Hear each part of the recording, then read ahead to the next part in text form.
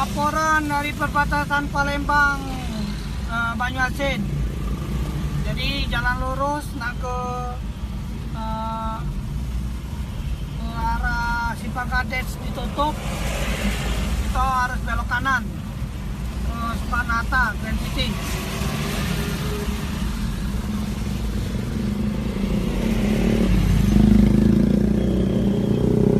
Nah, ini tutup lah. Harus belok kanan.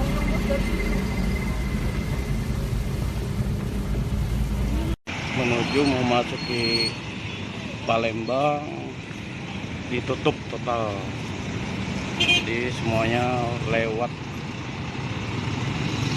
lewat arah jalan menuju arah Grand City. Oke, terima kasih, sekian dan terima kasih. Assalamualaikum warahmatullahi wabarakatuh. Oke semuanya.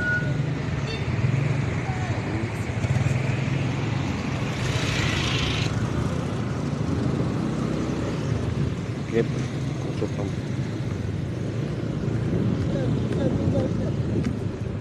Oke.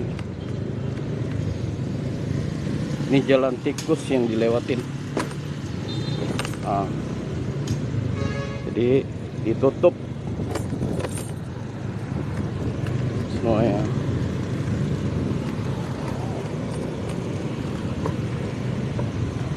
Ya. Jadi ditutup.